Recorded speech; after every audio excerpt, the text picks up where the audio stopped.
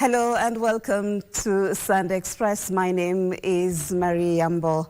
And imagine a child in rural Kenya starting their school day without a glass of clean water, but by walking long distances in search of it. Yet another child in an informal settlement going to school without proper sanitation facilities, struggling through the day in silence. These are the realities for many children as Kenya prepares to mark the Day of the African Child on the 16th of June 2026. Joining us for this conversation later in the bulletin is Children's Officer at the National Council for Children's Services, Stanley Harry. Stay tuned for that conversation, but first, here is a look at the news highlights.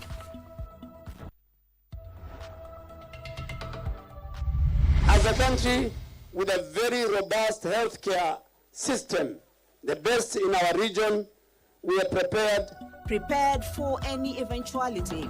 Health Cabinet Secretary Aden Duale says Kenya is ready to deal with Ebola virus should an outbreak occur.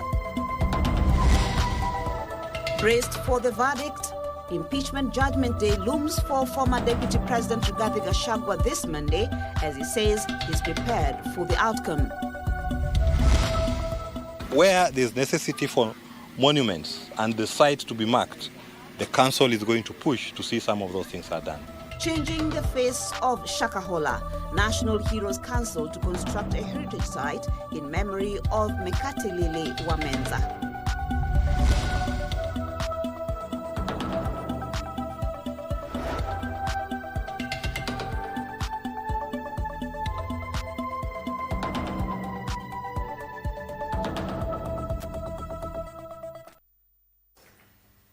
A warm welcome once again. My name is Mariambo. Lansa Odingo is our sign language interpreter tonight. Let's kick off the bulletin where Health Cabinet Secretary Aden Duale says the country is ready enough to deal with the deadly Ebola virus should any case of the deadly disease emerge. Speaking during a fundraising event in Darul Hikma village, that is in Bura constituency in Tana River County, the CS said the national government had intensified surveillance and prepared measures, including the training of healthcare workers and the construction of a quarantine facility in Laikipia County. Joseph Okongo kicks off for the bulletin tonight.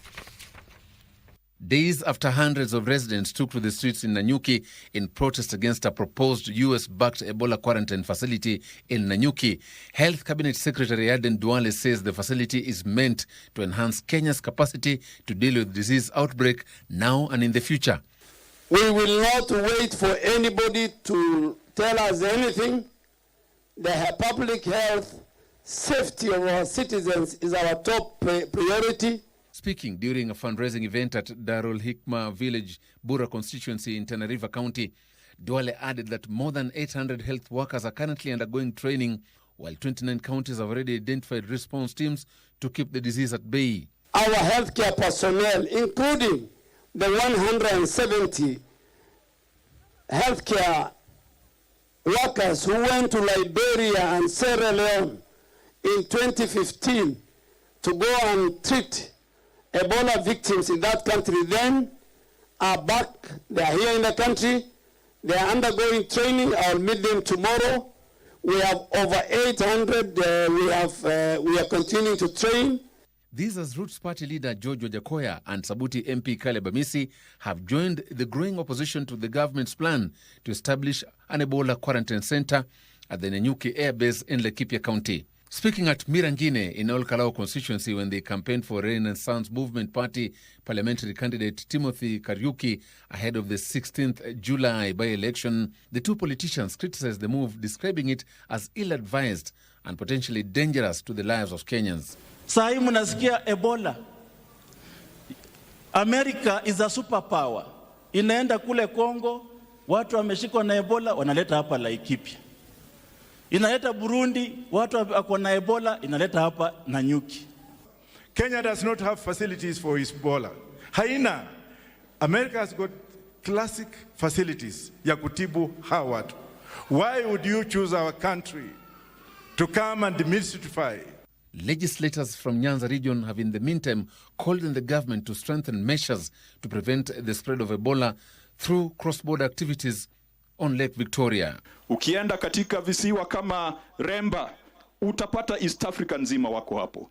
Ukienda visiwa vidogo vidogo, hata iwe Mfungano, hata Rusinga, utapata East Africa wote wako hapo. Je, kukitokea mlipuko wa ugonjwa wa Ebola, tuko tayari kupambana nayo? And speaking in Mombasa, Tourism Principal Secretary John Ololtua cautioned against what he termed sensational reporting by a cross-section of the media in the country on Ebola preparedness. I think you need to be much more patriotic. Yeah? It's important. Because this is our country.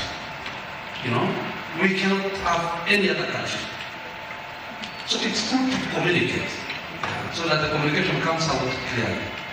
So that we don't lose. Because when we lose, the country loses, our children loses, the education sector, everybody loses. Joseph Wahungu for Sunday Express. Former Deputy President Rigathi Gachagua is set to know his political fate on Monday, with the court set to give a verdict in his impeachment case. Gachagua on Sunday expressed confidence in the judiciary, saying he was prepared for the outcome. Separately, National Assembly Speaker Moses Wetangula hailed the government for instigating several development projects in Western Kenya. Here are the details of what shaped the political landscape on Sunday. On Sunday, the former Deputy President Rigathi Gachagua attended a church service at PCA Mutero in Karen, Nairobi, where he expressed his readiness for the court ruling in his impeachment case.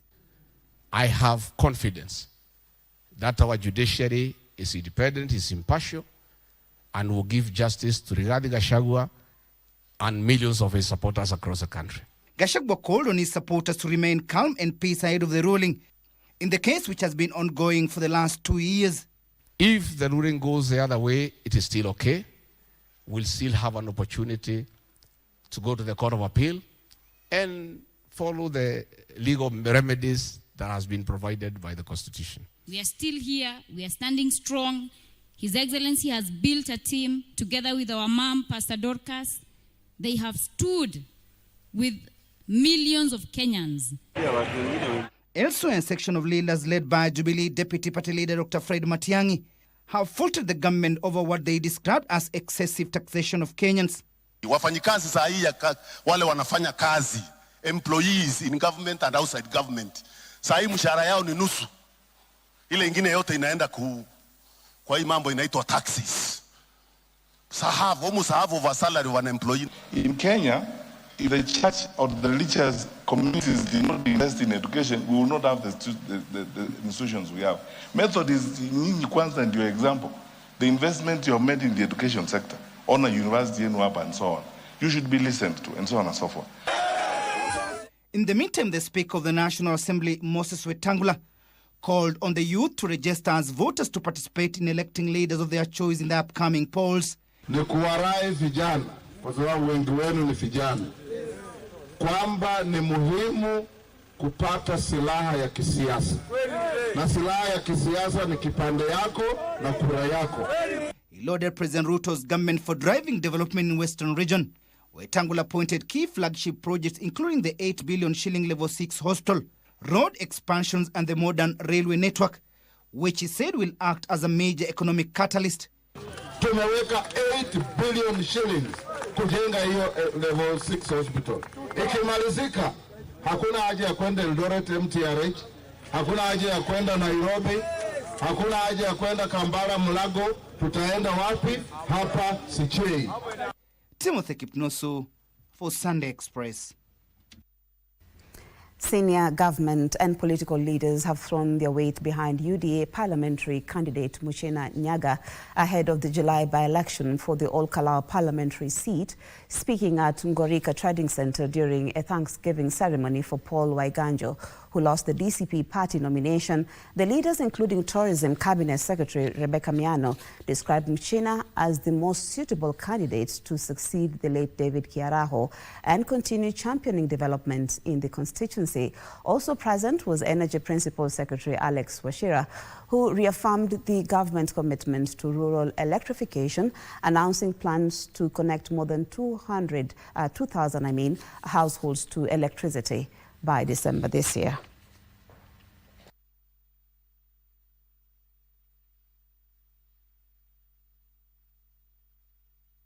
Mliposimama nami nikasema nitakuja kuwashukuru na niwaambie kwamba mimi nimetoka chama cha DCP. Kamwe hamutai ni kunisikia nikiongea kuhusu hizo chama. Ile kitu watu wanafaidika nayo ni serikali, kwa sababu serikali ndio iko na rasilimali ya kuwanyegea. Kwa hivyo Mheshimiwa Waiganjo, Rais amesema atakupa kazi ili usaidie kutumikia hawa wananchi. Bwana Waiganjo amepata kazi kwa serikali kuu na ofisi yake itakuwa Ikulu Kuu. Saa hizi Waiganjo atakuwa kwa ofisi, akuje hapa ndio aweze kuambia serikali ile maendeleo yote inahitajika hapa. Faida kwenu ni yale serikali itawafanyia miezi 14 ambayo imezalia. Ni yule mjumbe mtachagua, awe kama ni mjumbe ambaye atawasaidia, ama ni mjumbe ataenda kusema anapigana na serikali, hakuna kitu anawaletea. Away from politics, rising cases of online fraud are raising concern among health professionals, with fraudsters increasingly using artificial intelligence to impersonate medical experts and market unverified health products. Health experts are calling for vigilance among consumers, noting that unsuspecting Kenyans are increasingly being targeted through fake medical endorsements and unverified treatment claims. Health professionals are raising concern over a growing wave of online scams where fraudsters use artificial intelligence to impersonate doctors and other trusted figures to sell unapproved products and lure customers into making payments online. The warning follows the circulation of manipulated videos falsely linking a prominent cancer specialist, Dr. Catherine Nyongesa, a radiation oncologist, to treatments for conditions she does not handle. From TikTok, I see it in Facebook that I'm treating arthritis, I treat erectile dysfunction, and some are saying I treat prostatitis. Those are AI fabricated images. They use my old videos online. I don't know how they get it. And then they use AI voice as if I'm the one speaking. The medic says fraudsters have been using altered images and AI-generated voice recordings to market products and direct members of the public to purchase medication through contacts provided online. They are actually defrauding members of the public who are, and they don't even know what is happening. They tell them, when you watch this video clip, click this number and order now. So there are some funny medications people and patients are being sold to for treating arthritis. And I just want the members of the public to be aware of such false videos which are misleading and can harm patients. Health experts also warn that unverified treatments promoted on social media could expose patients to serious health risks while undermining public trust in the healthcare system. They are now urging the public to verify medical information through licensed health facilities and consult qualified practitioners before beginning any treatment, while also cautioning that no diagnosis or prescription should be based solely on information obtained through social media platforms. I want to make it very clear, I am a cancer specialist. I only treat cancer. I don't treat other diseases.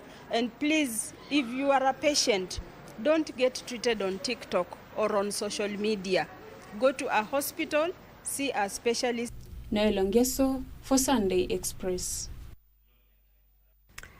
National Treasury's Principal Secretary Chris Kipchoo has defended the ongoing budget-making process, saying it is tailored to gradually reduce the country's reliance on borrowing and steer Kenya towards fiscal sustainability. PS Kipchoo has maintained the government's proposed tax measures aimed at funding the budget have been carefully considered and are guided by the national interest. He, at the same time, urged Kenyans to fully rally behind the government's fiscal reforms contained in the Finance Bill 2026-2027, stressing collective sacrifice would be key to restoring economic stability. On his part, Dr. Isaac Kalua called on the political class to be ambassadors of peace and unity ahead of the next general election.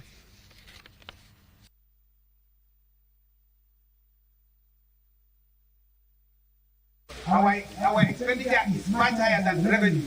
And when you don't balance the revenues and expenditure, you end up borrowing. And we have borrowed more than we should. And so we need to really balance. And I want therefore ask Kenyans that we support measures that try to raise revenue. And as PS Treasurer, I want to tell you, even what we have presented before Parliament is in line with our medium-term revenue strategy and our national tax policy. This country will only grow the moment every one of us takes the responsibility to deal with the roots of things. Our nation will never grow by noise. Our nation will never grow by the way we talk to people out there. It is about the planning. The roots go out silently, slowly, and hold firm when you have to do that. And this country of ours, where we talk of political personalities instead of discussing policy agenda of how to solve challenges that we face in this country. Well, Sunday Express takes a break on that note, but I'll be back with much more. Stay with us if you can.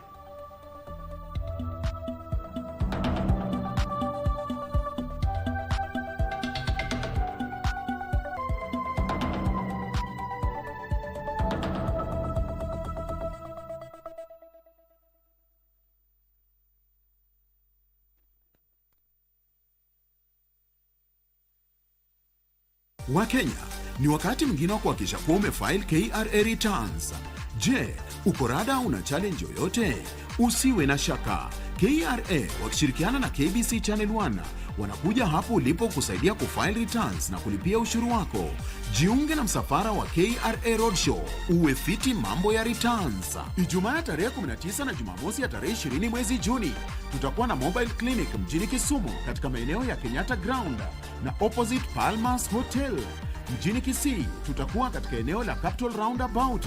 Mjini Bungoma tutakuwa maeneo ya Chepkube Market. Huko Kakamega tutakuwa Mliro Gardens na mjini Siaya tutakuwa maeneo ya Ahindi Gardens. Tarehe 30 Juni kwa mlangoni. Usingoje hadi dakika za mwisho. File KRA returns mapema. Ishi bila stress. Jijue, jibeta. KRA, tulipe ushuru, tujitegemee.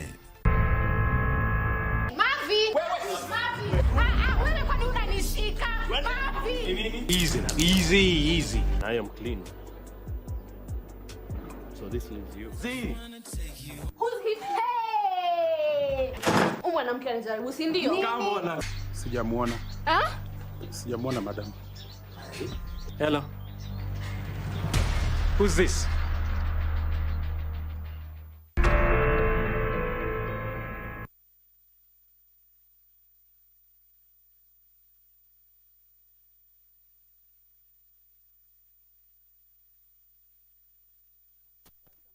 Sunday Express. We continue with the news where more than 100 young people have graduated from the second cohort of the GLAM on the Wheel Empowerment Program, a beauty and entrepreneurship initiative aimed at equipping youth with practical skills for self-employment. The program brought together participants from different backgrounds to gain hands-on skills in makeup artistry, beauty therapy, hairdressing, and nail technology. Donning their graduation gowns, the graduates arrived ready for a celebration.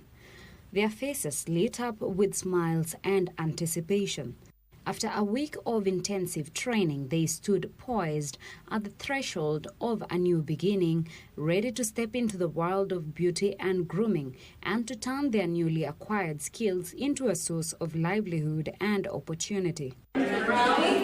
The week-long training, sponsored by Captain Irene Dano in partnership with Foina Beauty CEO, brought together participants from different backgrounds to gain hands-on skills in makeup artistry, beauty therapy, hairdressing, and nail technology. I'm the last one, but the Lord has made it. The program is designed to empower young people with industry-relevant competencies, opening doors to self-employment and sustainable livelihoods in the fast-growing beauty sector. Tumekuwa na mafunzo yetu ya Glam on Wheels. Tulianza siku ya Jumatatu hii iliyopita, na tumemaliza jana, ndo wanafunzi wamefanya mtihani wao, na leo ndo ilikuwa siku yao ya kufuzu, kuwapa vyeti pamoja na starter kits. Students wamelearn, wameget support kutoka kwa trainers wao, na wako confident kwa ile skill wamelearn, na wanaendelea kujifunza na kupractice. The graduation ceremony was attended by alumni from the first cohort, who were among the pioneering beneficiaries from Mavoko, showcasing the program's growing impact and continuity. Since ianze imekuwa na a lot of impact kwa the common mwananchi na pia wanarika kama wote, kwa kuwa ina impact na skills, na after that unapo startup kit, so unatoka hapo ukianza tu kazi direct. Wengine walisomea upakaji wa makeup, kuna wale walifanyia makucha na kunyoa, na nimefurahi sana kuwaona. Kwanza wamekuja wamejipaka makeup wenyewe. Organizers lauded the initiative, saying it is transforming lives by bridging the skills gap and creating pathways for economic empowerment among the youth. Tukiwafundisha haya mafunzo waweze kuwafunza wengine au kufanya biashara au kuajiri wengine, ingependeza sana kuona kwamba wanaweza kujiuza pale mtandaoni, kuuza skills zao au kuuza biashara zao pale mtandaoni, na waweze kufikia wateja wengi. After wametrain, tunaendelea kuwa mentor na kuonyesha kwamba hii skill inaweza kuwapatia pesa na inaweza kuwafanya waka provide for their families na kuwa independent. They emphasized that the program continues to nurture talent while promoting entrepreneurship as a key solution to unemployment challenges. For Sunday Express, I am Teresa Mutai. Let's now look at culture and politics. As the country enters another political season with elections set for next year, communities across the country are reviving age-old traditions. Among the Tugen community in Baringo County, aspiring leaders are expected to receive blessings from elders before formally seeking elective office. The cultural rite, deeply rooted in tradition, is seen as a way of seeking divine favor, wisdom and community endorsement before vying for leadership. Our reporter Aaron Marie examines the tradition and what goes on behind the scenes. This was the mood this weekend in Baringo. Aspiring politicians line up to receive divine intervention before embarking on political campaigns ahead of next year's polls. For leaders from the Tugen community, the campaign rallies, political manifestos, and public debates come after these simple but important blessings from the elders. Tuko na ruhusa kufanyia vijana wale wako nyuma yetu. Asa mtu kama huyu kijana tumekuja kufanyia leo, mimi ndio mkubwa yake. Ndio niko na kipawa ya kukuja kubariki yeye, kupea mati. It is a tradition passed down for generations where elders play a central role in preparing aspiring leaders for public service. Ile mtu kuna sherehe wanaita watu na kufanyia sherehe kama hiyo kienyeji na ya kanisa. Hiyo hata tasamani wasianga na wekanga hii mimi mtu hapa alafu kupata kubarikiwa. Before the ceremony takes place, respected elders identify a select group of senior men known for their integrity, wisdom and standing within the community. Uwezi kupeana mate kama umewahi kukonga mtu utoe damu. Inatakikana uwe nyeupe kama maziwa ya ng'ombe. So ile fifa ile nguo inafaa kuonyesha yeye ndio mzee. Kama hiyo sasa hii kijana amewekwa hiyo kofia na mimi sina. Yeye sisi tumepea mamlaka kusaidi. The blessing ceremony is often attended by close family members, relatives and trusted friends. Alafu wakati tunakubariki sasa kupeana hiyo kufanyia hivi inasaidia watu wengi mpaka watoto yako wewe mwenyewe unabariki. During the ceremony, elders offer prayers seeking God's guidance and protection for their aspiring leaders. Hii nyasi ni ile hata ng'ombe inakula. Sisi tunaita seretio. Hii nyasi kwa sababu tunaombea hii kijana aende polepole kama hiyo nyasi. Ili wakati anaenda kuomba hiyo kura atembee tu polepole kama hiyo nyasi kwa sababu hiyo nyasi wakati anamea inaenda polepole. Traditional regalias and symbolic items are then presented as a sign of authority and readiness to serve the community. One of the most significant rituals involved elders drinking milk before sprinkling or spitting it towards the aspirants while reciting traditional blessings. Inaonyesha tukibariki na maziwa ya ng'ombe, roho yako iwe nyeupe kama maziwa ya ng'ombe. Within the Tugen culture, it symbolizes prosperity, protection, goodwill, and divine favor. The ritual is believed to invoke blessing for a successful leadership journey and strengthen the bond between the leader and the community. The ceremony serves as both an honor and a reminder, signifying trust from the custodians of the culture. As modern politics continue to evolve, the Tugen community remains committed to preserving traditions that connect leadership with culture and community values. And once the blessings are complete, the aspirant is considered culturally cleared to seeking support from voters and vie for public office. Reporting for Sunday Express, I'm Aaron Marie. Aaron Marie for that report, just bringing in the issue of culture and politics. Now let's cross over to China, where China's Tianjin port is redefining the future of global shipping through innovation, automation, and green development. As one of the world's busiest ports, it serves as a critical gateway connecting China to international markets. Our reporter Gladys Mungai is in China and visited the port located in north of China and now files the following report. Stretching along Bohai Sea in the northern China, Tianjin Port stands as one of the country's most important maritime gateways and a key link in global trade networks. Every year, millions of containers pass through this port, carrying goods destined for markets across Africa, Asia, and Europe. We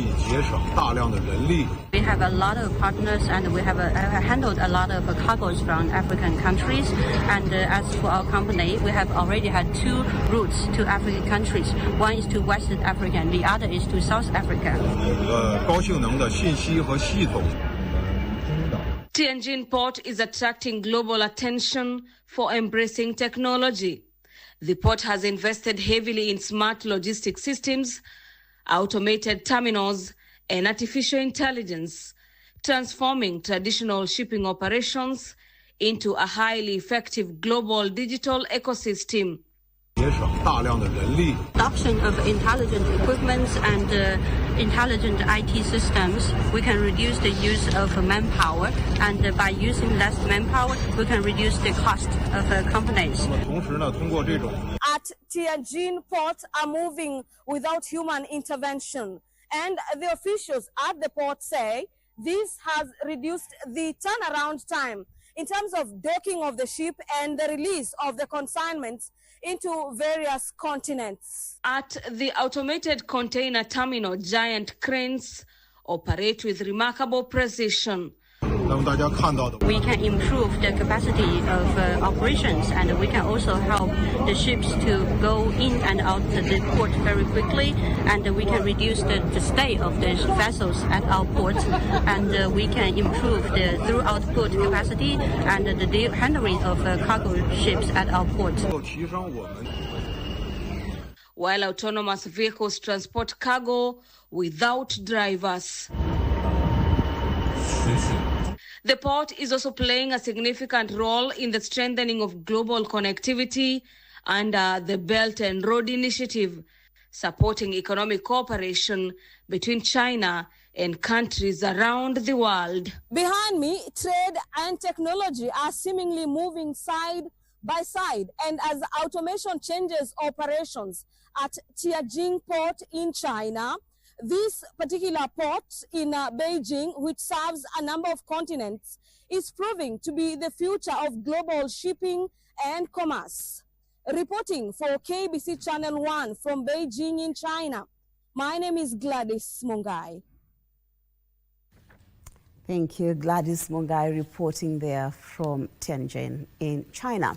Now, the National Heroes Council will spearhead the construction of a historic heritage site at the Shakahola grounds in memory of Mekatilili Wamenza, a Kenyan independence activist who led the Giriama people against the colonial administration of Kenya between 1912 and 1915. The initiative will also see the erection of her statue at a designated location to remind the young generation who Mekatilili Wamenza was in the country's history. It's at this site where Mekatilili Wamenza is said to have slapped a British colonial officer in one of her anti-colonial resistance crusades. Our reporter, Adan Ibrahim, was in Shakahola and found the following report. Shakahola area in Kilifi County came to limelight a few years ago following the discovery of religious cult killings that claimed more than 400 victims. But do you know the place has its history in Kenya's quest for independence?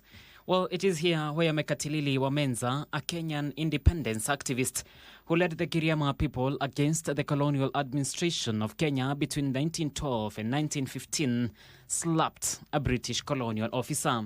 Lakini yeye kwa ujasiri wake alipiga kofi mzungu kuonyesha ulimwengu mzima kwamba alikuwa na hasira kwamba Kenya inatawaliwa na mkoloni.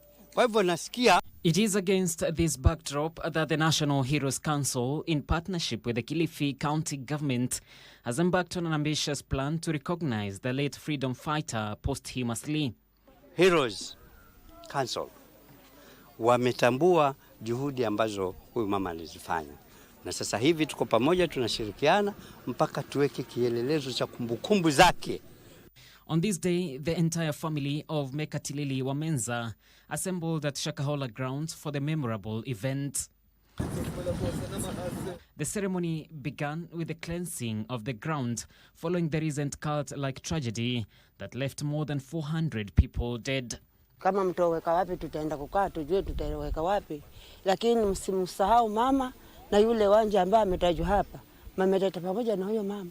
Hii ni kitu ambacho inaleta muonekano mzuri katika jamii yetu, mbali na ile side nyingine ya Mackenzie. The cleansing ceremony was conducted by Mijikenda Council of Kaya elders dressed in their traditional regalia. The government, through the National Heroes Council, Kilifi County Government and other development partners, will now establish and develop the historic heritage site in the memory of Mekatilili Wamenza. It's a commitment of the council that we should be getting funds to ensure that where there's necessity for monuments and the site to be marked, the council is going to push to see some of those things are done. And we promise to work closely together, coming up with a monument in honor of this hero. The initiative will also see a statue of Mekatilili erected at a designated location to remind the young generation who she was in Kenya's history. The Heroes Council want to mark it as a great heritage site for the memory of what happened in Shakahola, for the goodwill of this country. It's the first daring person on fighting Muzungus was Mekatilili Wamenza. Actually, the Giriama rebellion through Mekatilili Wamenza should probably have been the top of discussion in the country. Kilifi County Governor Gideon Mongaro praised the initiative, saying besides being a historical site, it will also be a tourist attraction site. Putting together the history of Mekatilili and where the site will be and properly organized can be part of tourist attraction and also a learning center for our children in schools. Mekatilili's family and Heroes Council officials planted trees in memory of the event at Shakahola grounds. Mekatilili Wamenza was honored posthumously by the National Heroes Council in 2024 during the Mashujaa Day celebrations at Kwale County.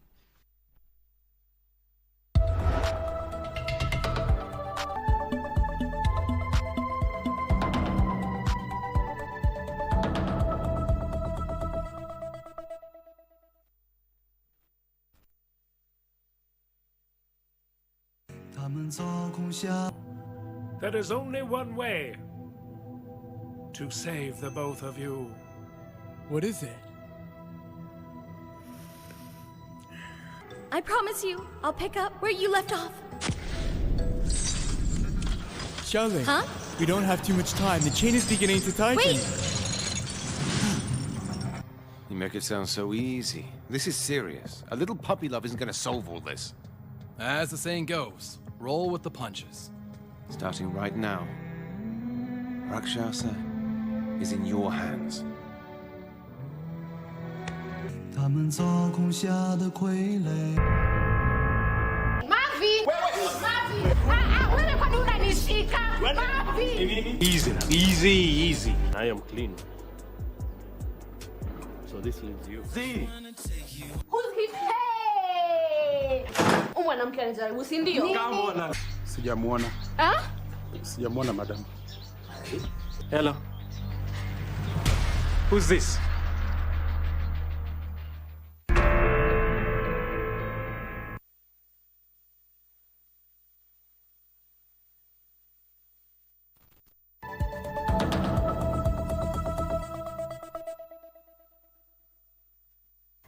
Thank you for staying with us. The Day of the African Child will be commemorated on the 16th of June 2026 under the theme Water, Sanitation and Hygiene, key essentials that continue to shape children's health, dignity and ability to learn.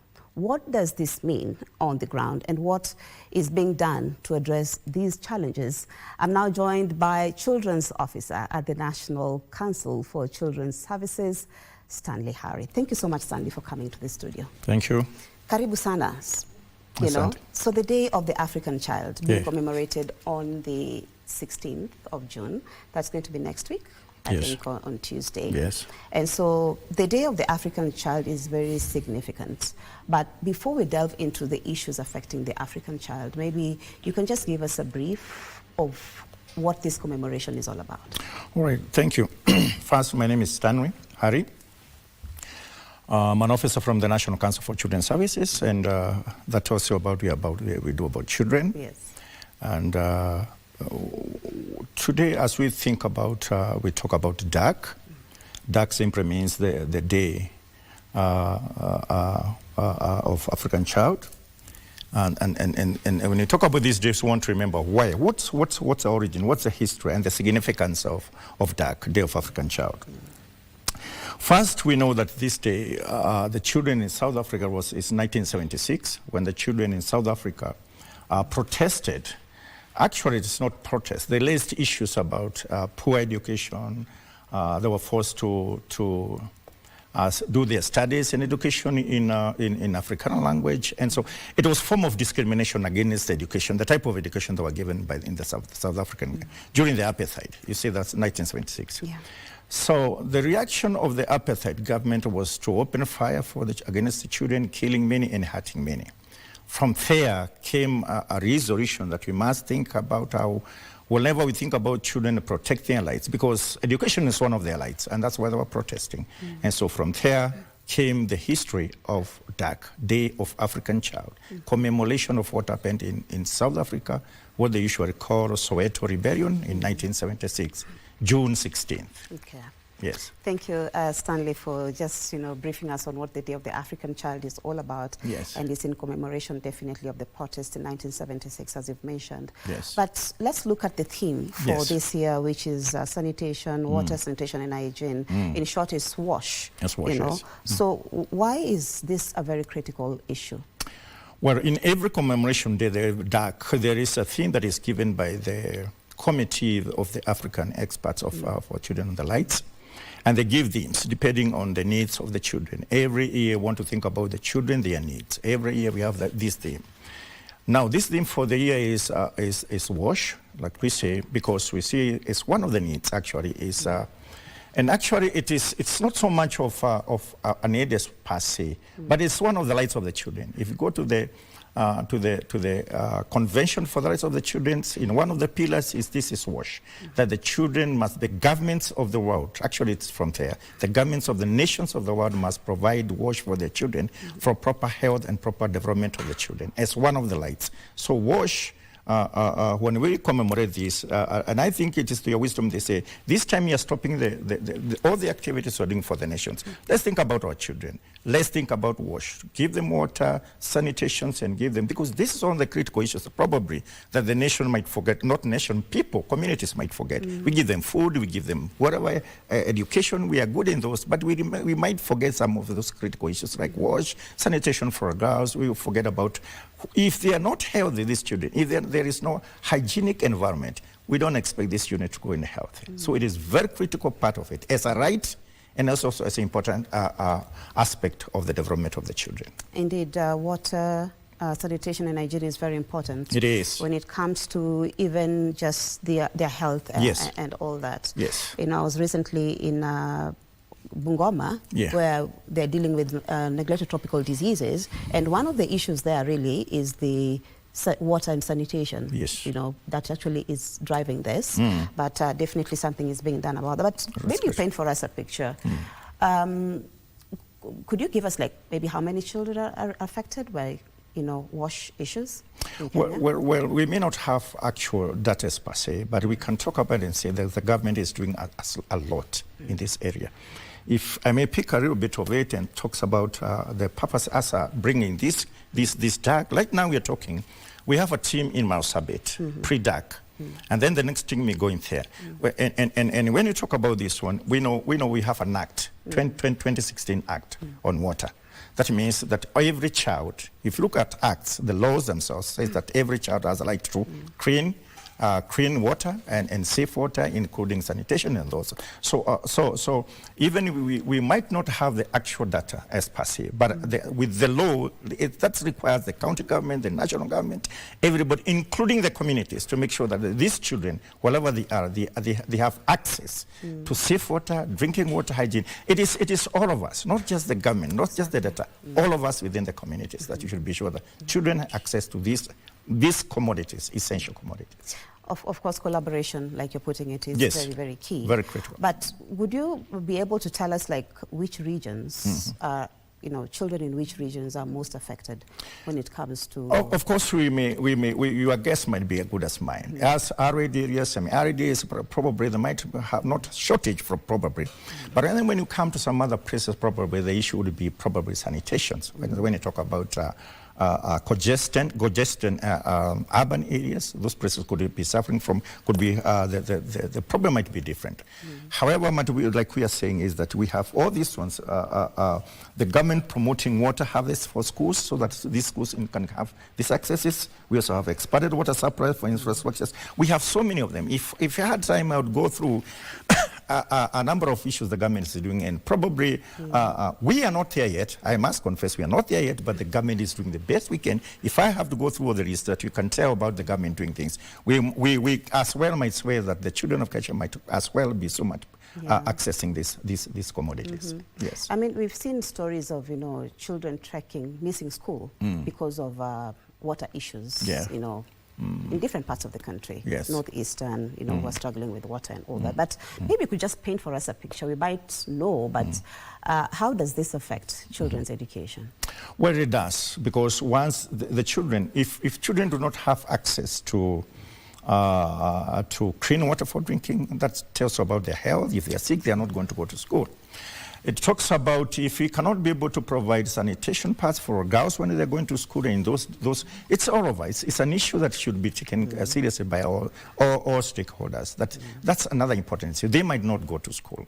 So if they do not have this access to this and clean water and all those things, you are looking at a situation where you can get children sicknesses and keep them out of school. So that's why it is very essential. And I'm glad the issues, like I said, if I were to go through what the government is doing and what it has done, and it's still room for improvement, is that we are going to get our children back to accessing this water and sanitations and hygiene. Okay. Yes. So there's something called Agenda 2063. Yes. You know, and also an Africa Fit for Children, which is Kenya working towards that Agenda 2040. So what are some of the, you know, measures that have been put, or can I say some of the developments to meet the Agenda 2063? Yes, if I may say, I may go back first of all, start with the act itself. for Water Act. When you have the Water Act 2016, it focuses on probably getting these children all the way to Agenda 2030, that is. And with the children who have got access to all these, to these sanitation, to water, to hygiene levels, and with all these policies being put in place, policies and laws and regulations, especially, for example, we are talking about government coordination and collaboration between all the ministries, like, for example, a ministry like health, water, and social protections. All these ministries and departments that deal with the children, they have got their work cut out, so that at least when you're going towards this one, and especially for children, including the educationists themselves, that the children must be given access to this important access, so that they can be able to move towards 2030 and Agenda 2060 and African Fit for children. That means every nation, including Kenya, working towards this. We must start with this one. The policies themselves, the institutions that are held responsible for taking care of the children. Exactly. Just talking about institutions that are held responsible. So, there's still reports, of schools not having enough toilets for children, and even hand washing facilities and all that. But the question is, who is responsible? But this is supposed to be like a multi-sectoral effort when it comes to water. So there's the Ministry of Education, but then there is also the Ministry of Water and all that, and many other stakeholders. But who is responsible for it? Like I said, all of us, we have health, Ministry of Health, we have Ministry of Education, we have Ministry of the State Department for Children's Services, we have the protection, the Ministry of Water itself. This coordination that is which is being done by the government to make sure that all these ministries that are involved in taking care of the children, they have the policies. And part of it is allocation of funds to these ministries through the annual allocation of funds to the national government, to the county government. That means there is this every year an annual one giving this annual budgets for specifically for to improve water, sanitation, and hygiene to institutions. Then the institutions have a responsibility for implementation. Example, the health. Example, the education ministry. They have this one. So once the funds are released, they have a responsibility to make sure that there is washing points, there is the soap, the girls are provided with the sanitary pads.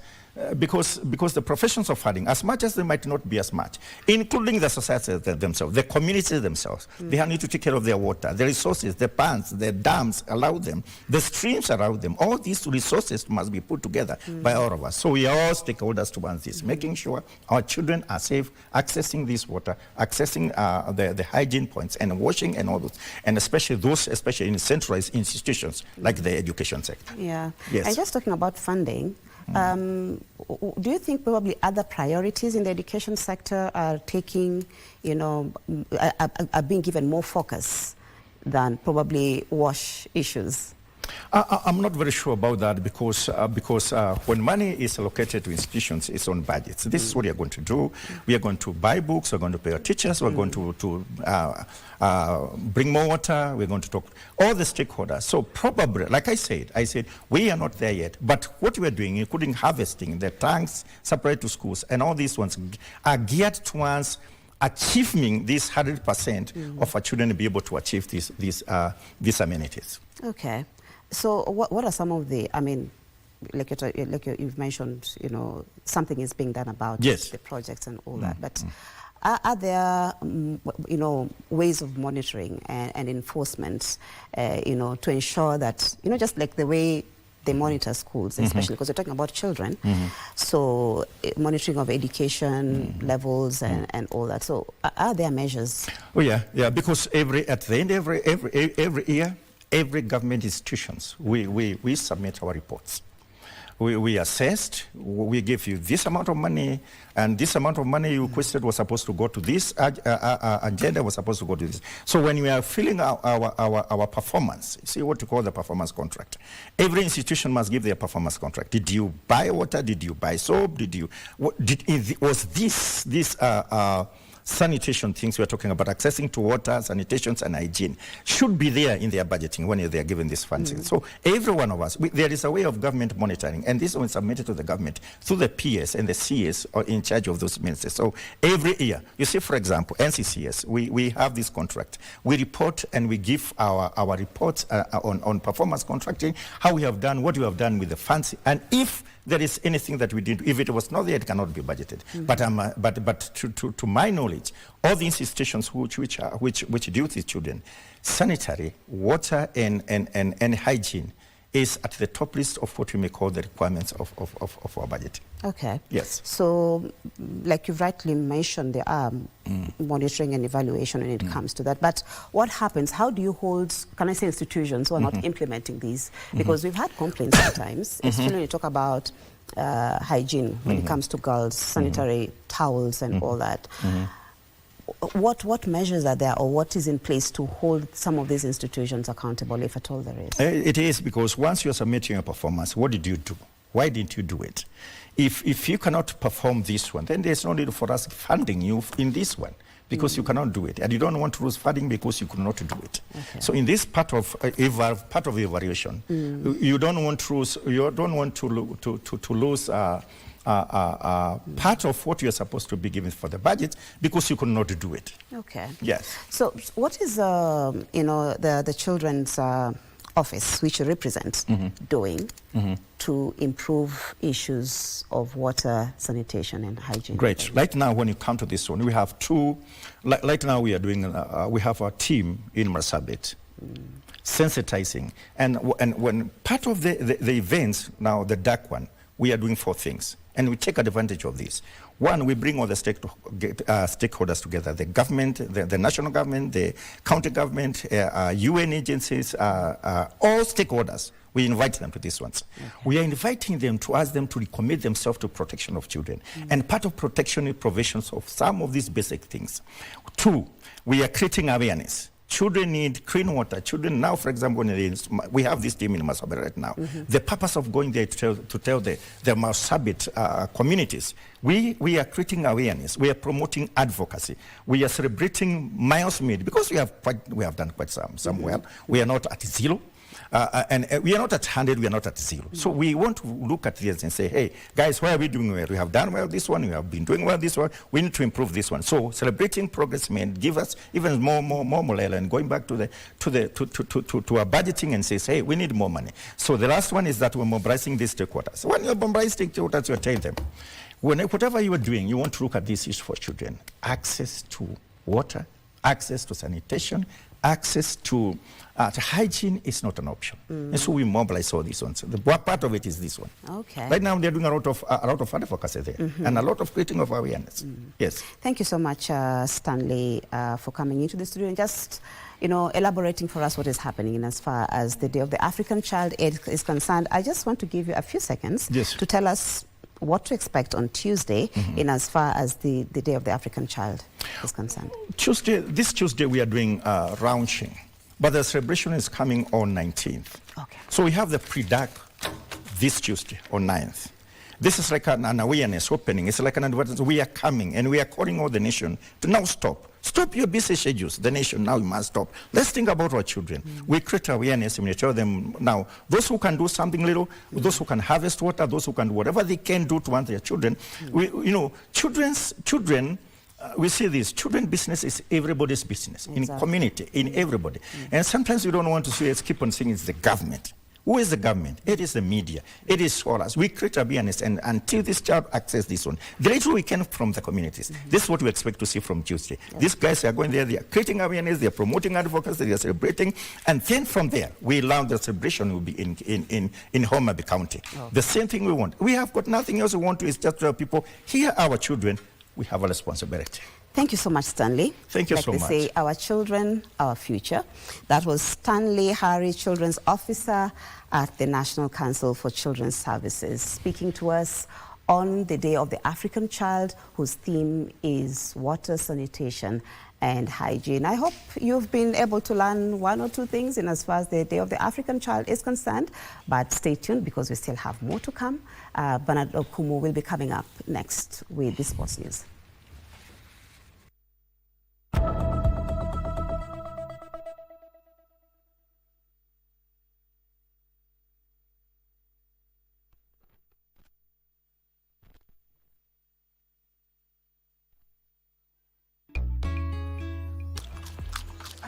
Unacharibu nini? Umesikia vile mzuri? Nani aligundua hiki kitu bwana? Akasema maembe yaanguka. Ojo demokrasia anaitwa Aisha Kinyabuto. Sisi ndio wale tunakulaga kwa hoteli kupwa kiasi. Ani ambaye anahusika na upishi kwa hiyo hoteli. Kida yako wapi? Ile kiwango ambayo nimeletewa. Wewe bado huko kiwango ya omena. Huwezi weka pilipili mingi hivi na expect mtu akule hii samaki. Umekula mbaga ungali umemaliza. Mbona kwa hiyo hoteli nasungusha? Mwanaume msima unasunguka huku kwa sababu ya chakula. Mama, wewe ni manager wa hiyo hoteli. Sasa sijui kwa nini unagombana. Yoni hujuma. Ayai. Ala.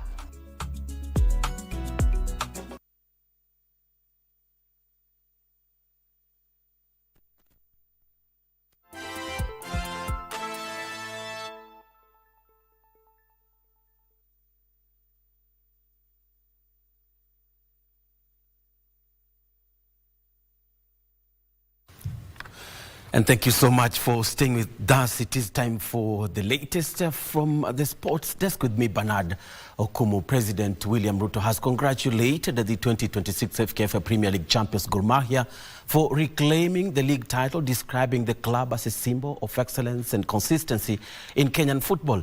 Speaking during the presentation of the Premier League trophy at State House here in Nairobi, President Ruto congratulated Kogalo on winning a record-extending 22nd league title. The head of state also commended Gor Mahia's contribution to the national team, noting that the club provided the highest number of players to the Harambee Stars during the 2024 African Nations Championship. Ruto challenged the league champions to fly Kenya's flag high in the CAF Champions League and reaffirmed the government's commitment to supporting sports development, infrastructure and talent growth in the country.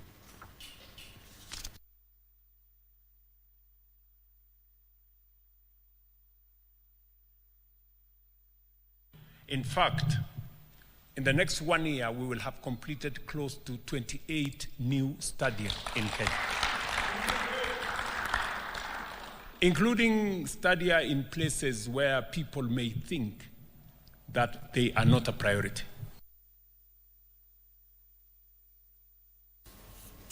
And Kenya is confident of winning the hosting rights for the 2029 or the 2031 World Athletics Championships, with the winner set to be announced in September this year. Speaking on Sunday when he graced the 5th edition of the annual Nairobi City Marathon, Sports CS Salim Vuria said Kenya's bidding committee had put in a strong bid.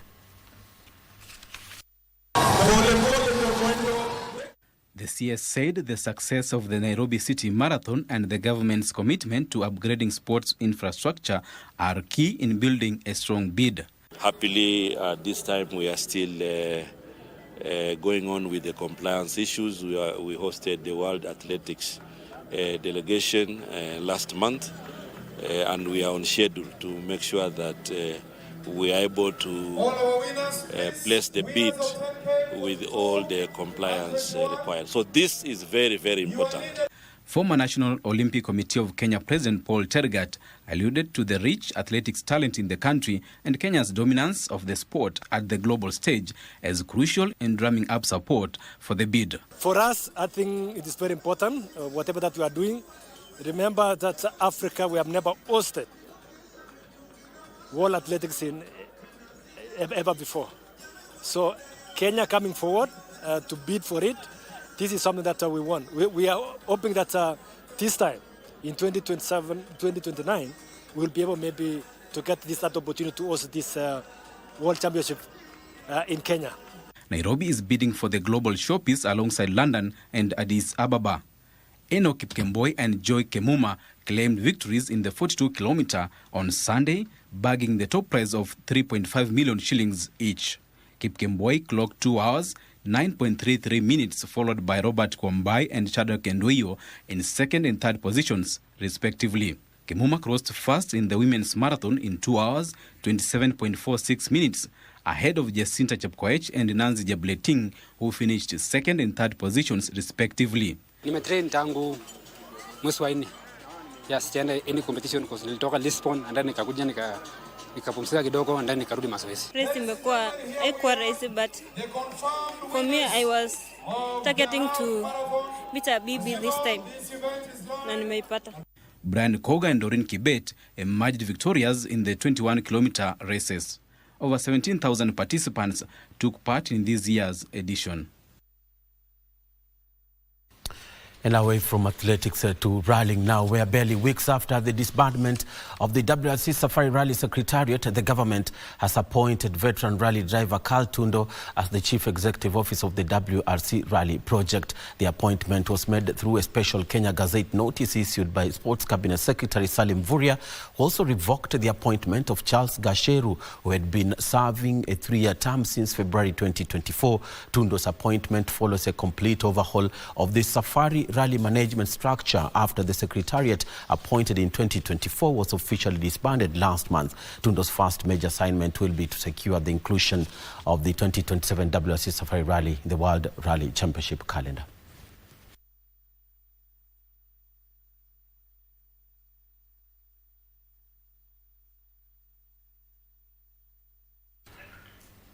And finally to golf now, where over 100 golfers participated in the inaugural charity tournament organized by the AGC Tenwek Hospital and Sident Bank at the Kericho Golf Club. The tournament brought together corporate leaders, golfers and community stakeholders, with the proceeds channeled towards the establishment of a pediatric unit at AGC Tenwek Hospital. Sident Bank supported the cost to the tune of 1.5 million shillings.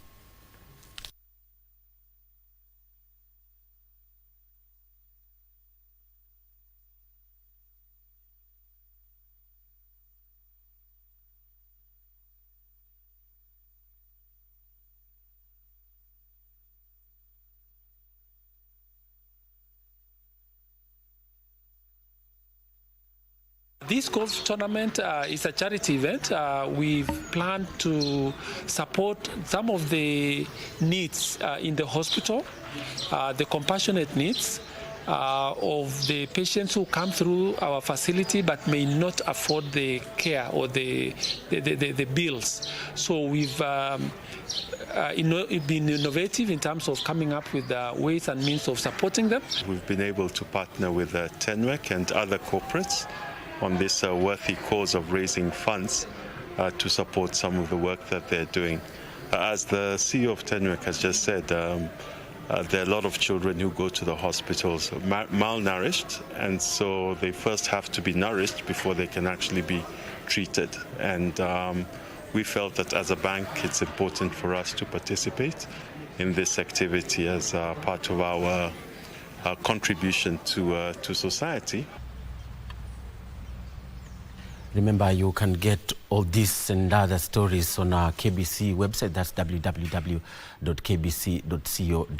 including today's friendly match between Harambee Stars and Lesotho, where Harambee Stars managed to triumph by 4-0, with Lawrence Okoth grabbing a brace and also Mohamed Bajaber grabbing another brace to give Stars an emphatic win, especially after the 1-1 draw during their first match that was played on Thursday.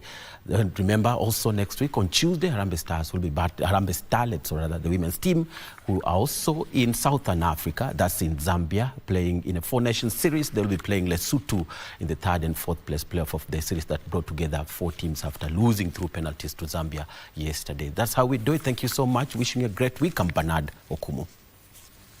Thank you so much, Bernard Okumu, bringing us up to speed with matters sports. Well, and that's where we bring Sunday Express to a close tonight.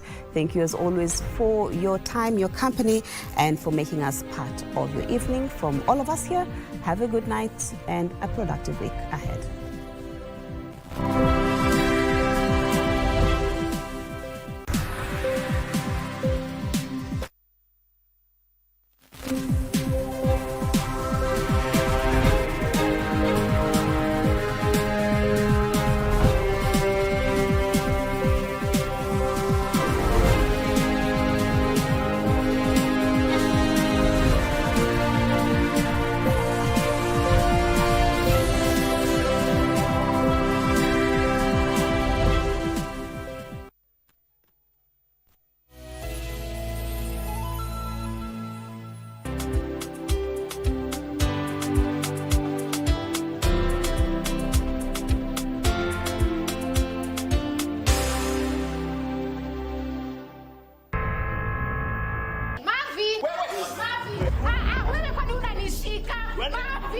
Easy now. Easy. I am clean.